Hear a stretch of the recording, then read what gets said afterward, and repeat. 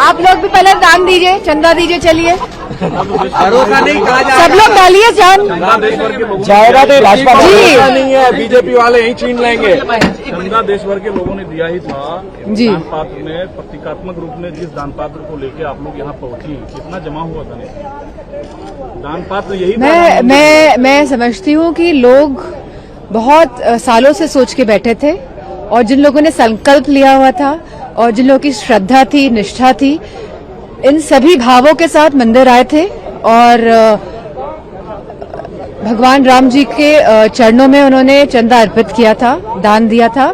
लेकिन कहीं ना कहीं भारतीय जनता पार्टी के लोग और उनसे जुड़े हुए जो उनके संगी साथी हैं, उन लोगों ने इस चंदा को भी पूरी तरह से हजम करने का काम किया है।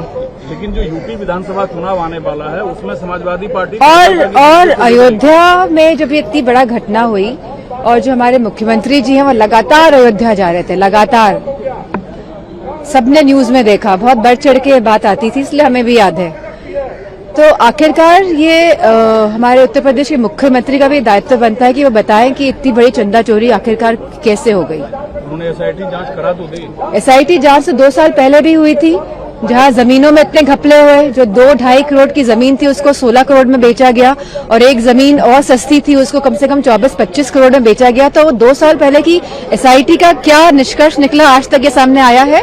तो ये जो एसआईटी कमेटियां गठित करते हैं ये खाली खाना पूर्ति के लिए करते हैं गठित, जिससे कि लोगों का ध्यान भटक जाए कुछ सालों के लिए और मुद्दा समाप्त हो जाए। लेकिन समाजवादी पार्टी ही यहाँ अकेली थी जो इस मुद्दे को जोर शोर से उठा रही थी। सहयोगी दल खासकर कांग्रेस जो आधी सीट मांग रही है, जो महत्वपूर्ण मुद्दे हैं समाजवादी पार्टी पूरे जोर शोर से उठाने का कार्य करेगी, काम करेगी। क्योंकि हम विपक्ष में हैं तो हमारा क्या कार्य है? हमारा यही तो कार्य है कि जो बातें हैं, जो हम देख रहे हैं, जो जिस परिस्थितियों से देश आज गुजर रहा है उसको सामने रखने का ये हमारा दायित्व है और इसको हम पूरी तरह से निभाएंगे।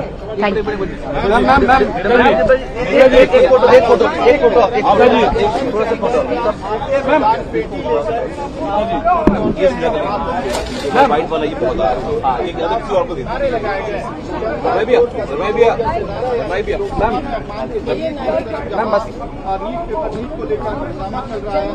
चंदा चोर, गद्दी छोड़, चंदा चोर, गद्दी छोड़, चंदा चोर, गद्दी छोड़, चंदा चोर, गद्दी छोड़, चंदा चोर, गद्दी छोड़, चंदा चोर, गद्दी छोड़।